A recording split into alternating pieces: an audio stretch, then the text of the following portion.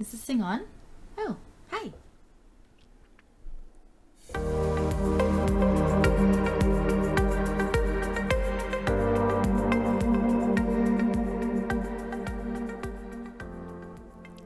Hey everybody, it's Floops and I'm back.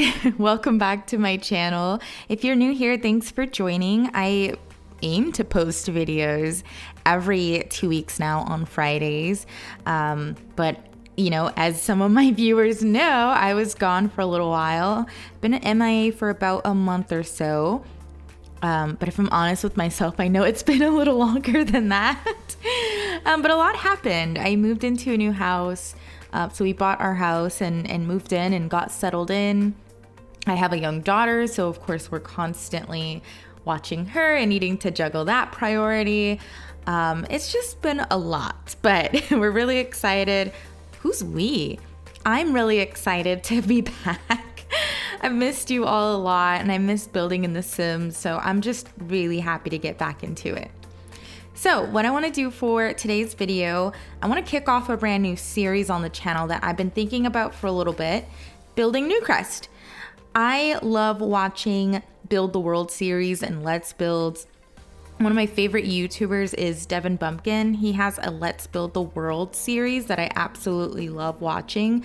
And so I kind of want to just emulate that a bit with Newcrest, just dipping my toes in the pool. And the idea is simple. We're going to just transform Newcrest into a full-on suburban neighborhood filled with families, community lots, drama, you know, the whole lot. So yeah, each build will have a family with its own story, and I do expect that the families in this community are all interwoven in some type of way. My expectation for this also is that I expect to have these Building Newcrest series episodes out whenever I actually get to them, so I don't think that you'll have another one in the next upload that I do in 2 weeks, but I do want to keep the ball rolling on it. So anyway, let's meet our very first family, the Clawsons. First up is James Clawson. He's the heart of the household, he's the husband, the dad, and he's a well-known vet in the area and loves animals through and through, especially his dog Gus. He's not just passionate about his career though, he is a loving and hands-on dad who has close bonds with both of his daughters, Rachel and Lila. But like many things in this family, there's more than meets the eye. Next, we have the matriarch, Emily Clawson. She's a stay-at-home mom who pours her energy into raising her youngest daughter, Lila. Emily is the type to show love through her food as well.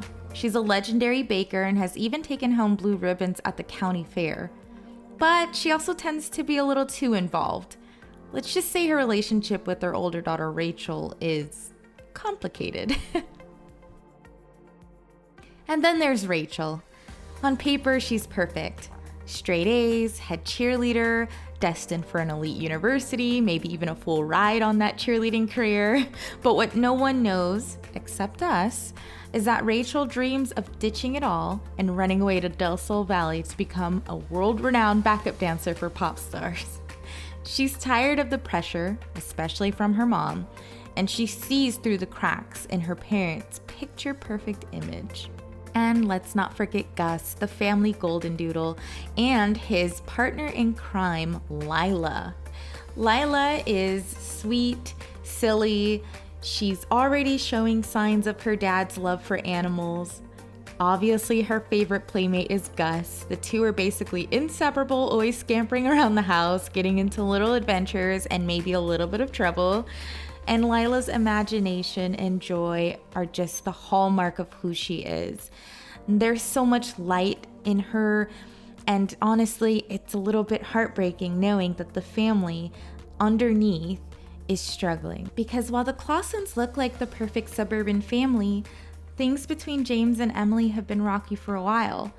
They're doing their best to keep it together for the kids, but Rachel sees through it all. And while Lila is still too young to notice, the tension is there, quietly shaping the world all around them.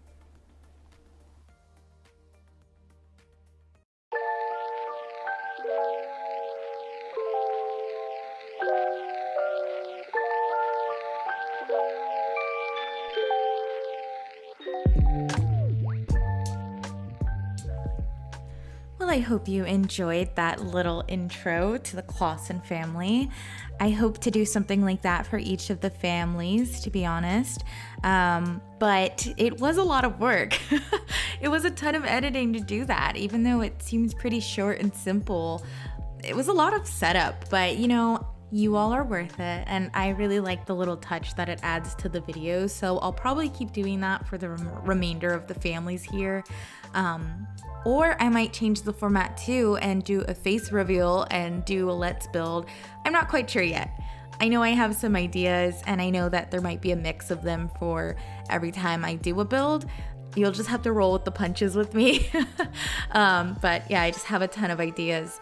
I really liked doing this build. It was actually quite interesting. I'm just not, God, I feel like I come on these videos every time and say, oh, I've never done a build like this. But honestly, I've never really considered doing like a townhome like this in this kind of modern new build style. And that's honestly what I kind of envision for this street anyway. I know people typically do like Victorian houses on this row, or they'll do, sometimes you will see some more modern townhomes on this row in Newcrest. So I kind of wanted to go that route too, thinking like a developer, purchased land here and is developing all of these new homes. Like, I don't know if you've ever heard of like KB Homes or something like that. I don't know what like some of the well-known developers are, but that's what I envision. And I bet that these houses cost a pretty penny. So I do expect the folks here to be a bit affluent, and that's just going to be reflected on the outside of the builds. That doesn't necessarily mean that the inside of the builds will all look like they have money. Clearly the Clawsons do. I mean, she's a stay-at-home mom who gets to bake all day. Hey, no judgment on that. I wish I could do that. But I'm sure that they have some money. I bet that James runs a pretty tight ship at his vet clinic. And I bet the people of Newcrest just go to him, and maybe even outside of Newcrest, they travel to go to James' vet clinic because he just has that personal touch for the animals and their owners. So yeah, they make money was my point in all of that. And, it's reflected in their house, and for this row and homes on this row, it will be reflected, like I said, on the outside. And a lot of those new builds always have those solar panels on the roof, so I wanted to add that touch as well. I don't know why these new builds have that. I'm not knocking it. I don't know if that's like mandated or, yeah, I don't know. If someone knows, you definitely let me know in the comments. But I know for sure the house we just bought did not have solar panels. Maybe we should invest in some though. Maybe it's worth the investment. But anyway, I just really like the shape of these houses as well. I saw a photo on Pinterest when I was looking for build inspiration for this street, and there were some townhomes that looked pretty much like this, and they had that weird boxy roof line, and I just thought it looked really cool and a little different than like what you typically see for a roof line. Sometimes they're kind of flat if they're modern, or if they're Victorian houses, they're steeped, but this was really boxy, and I don't know, my eyes wandered to it, and I wanted to try to recreate that.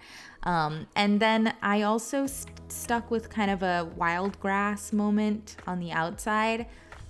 The HOA would not be happy about that.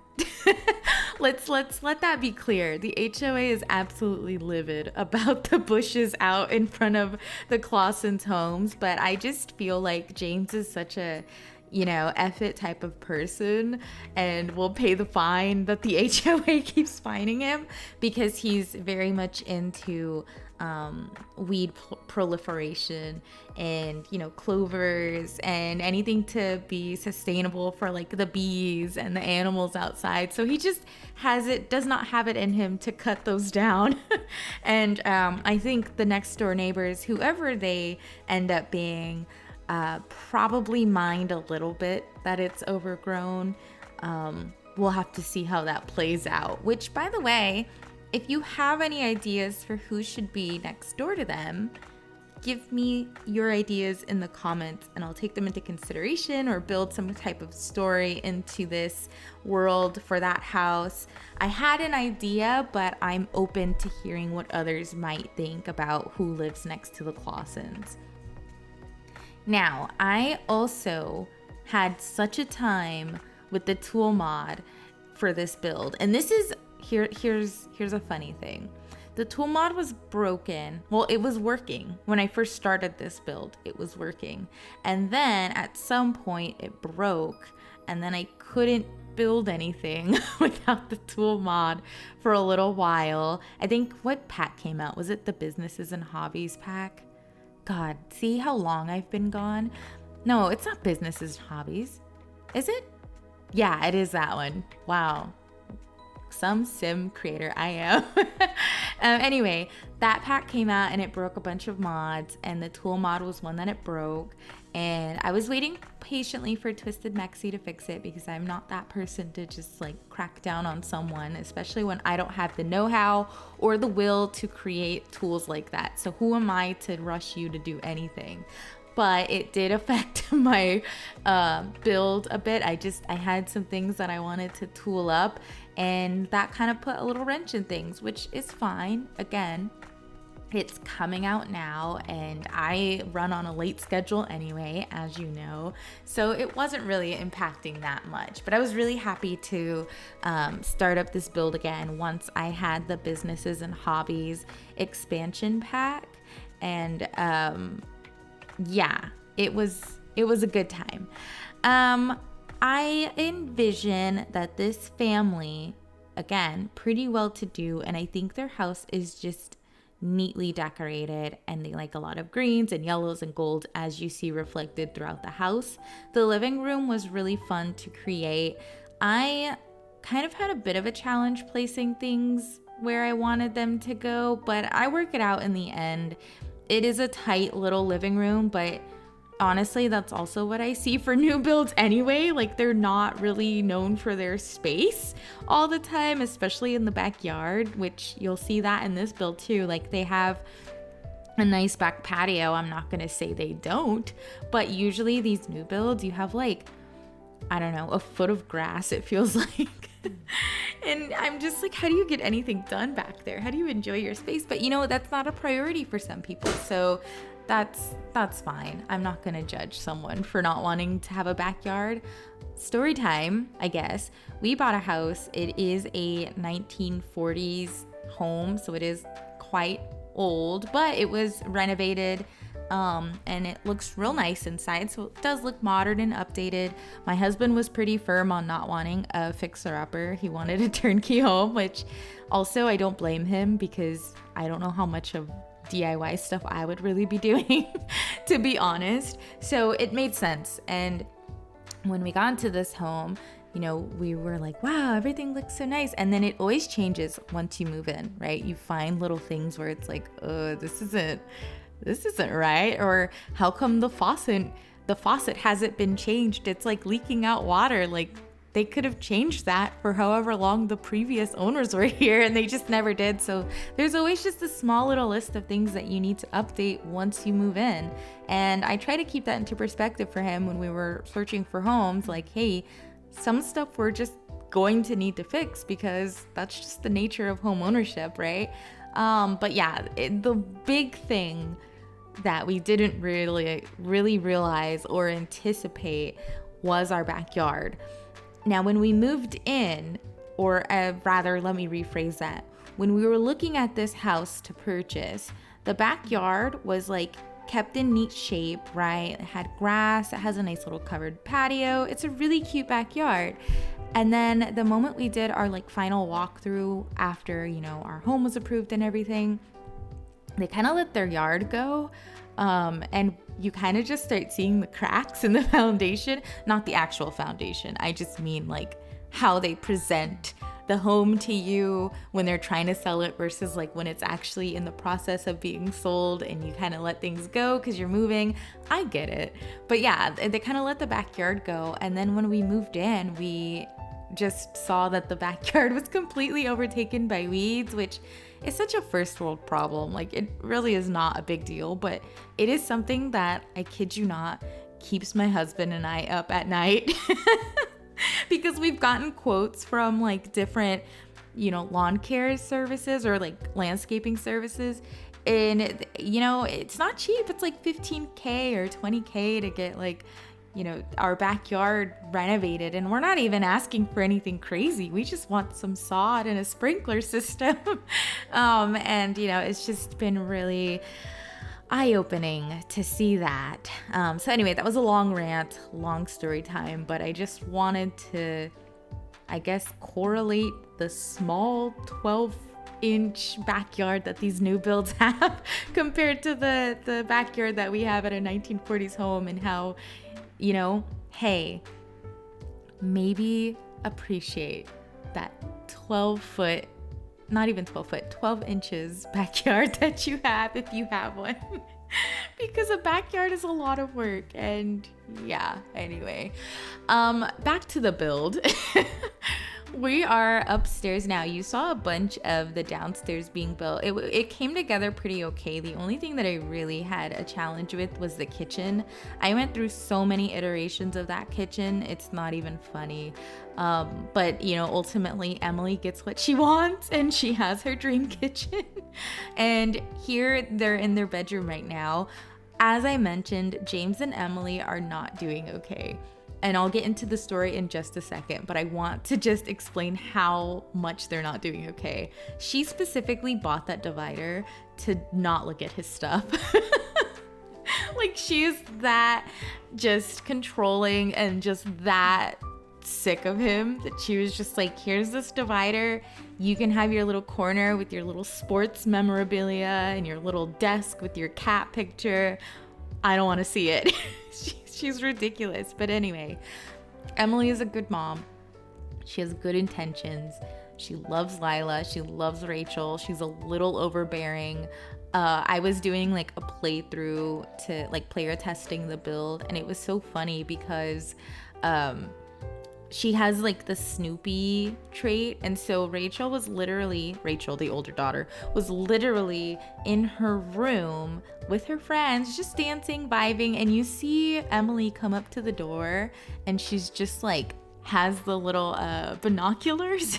She's looking at the door and she's like listening, trying to hear what's going on. And I'm like, this is exactly why Rachel has an issue with you, Emily.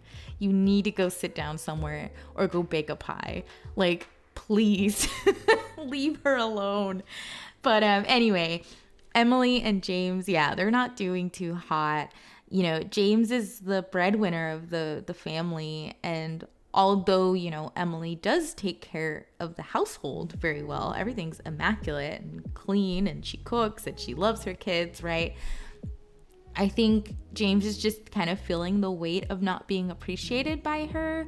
She's constantly wanting more. She has the materialistic trait, so she's wanting a bigger house. I don't even think she was really happy to be in this new build. This is a new build that like James was excited to purchase, right? He thought, oh, a new up and coming neighborhood. This is great for the kids, right? Good school districts. It's nice and safe. And she was just like, it's not big enough. She's pissed off that it's not big enough, even though it's really nice and fancy. It's not big enough, James. And then I think that also, this is probably a touchy subject, but I think James was pretty okay with just having Rachel.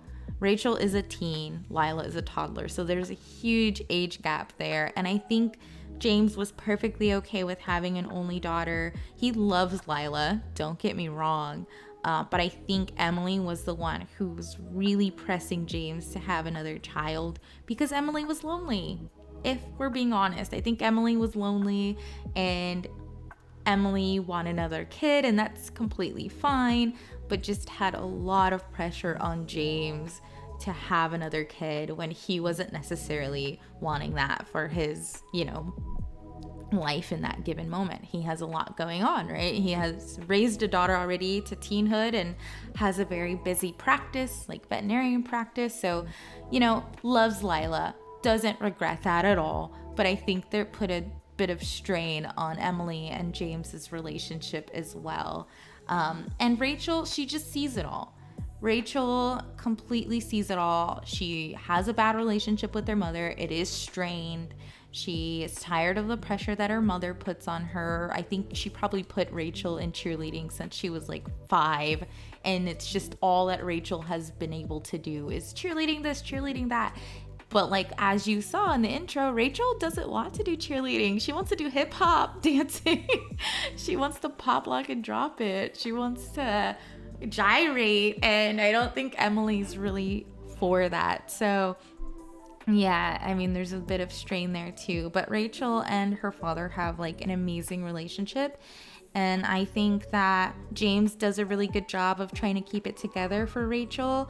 But Rachel's always like, come on, Dad. Like, let's be honest. Let's be real here. It's not happening anymore.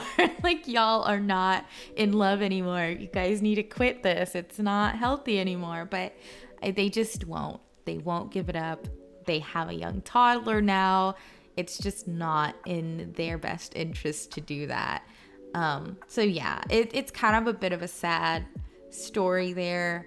But they do keep it together for the most part. And I think at the core of them, they are a happy family, right? I think at the core of James, he loves Emily. It's not that he hates her. I think they're just strained. At the core of Emily, she loves James. She loves her kids. She wants the best for Rachel. I think if she truly understood the weight of how much pressure she was putting on Rachel, it would like tear Emily apart, right? Oh my God, I can't believe I've been doing this to my daughter for years, right? But I think Emily just doesn't see it that way yet. And I don't think Rachel, especially in her teenage years, isn't really thinking about communicating that to her mom in the best way possible. I can relate.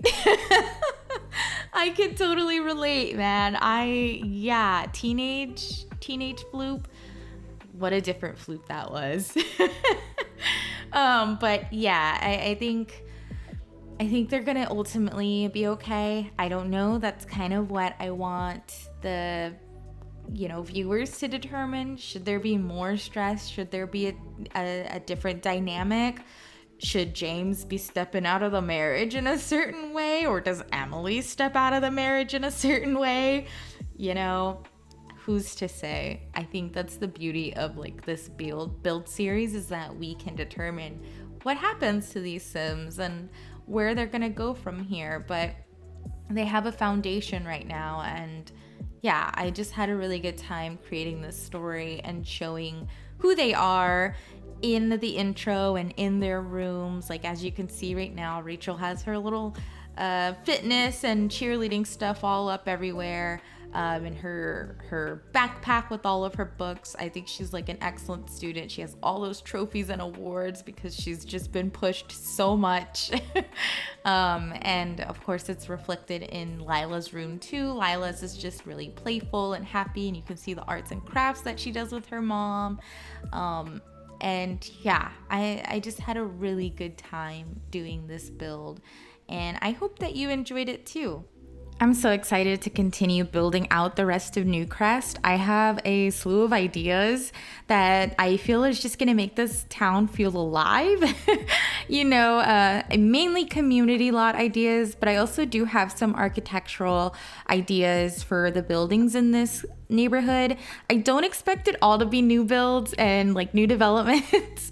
I definitely think I'm going to keep a section of Newcrest, what it used to be like back in the day. So they didn't tear those houses down yet. Those big city developers didn't get those houses quite yet. And maybe they never will. I don't know. But anyway, ton of ideas, and I'm just really excited for that. And of course, as always, if you have any input or ideas that you'd like to shoot in the chat, I guess it's not a chat, in the comment section, please feel free to let me know. I'm always welcome to ideas and encourage that type of participation on this channel. Again, this is a place where I want everyone to express creatively what they feel and what they would like to see from the Sims community. So I always love reading your comments. Please feel free to continue to doing so. But yeah, if you're as excited as I am for this series, make sure to like, subscribe, and hit that bell so you don't miss the next episode. I promise it's coming. I already know it is. But yeah, let me know in the comments what kind of community lots or families you'd like to see in Newcrest. Again, I'm building this world with you all. So until next time, happy simming. Floop loops out. I'll talk to you again. Bye, loves.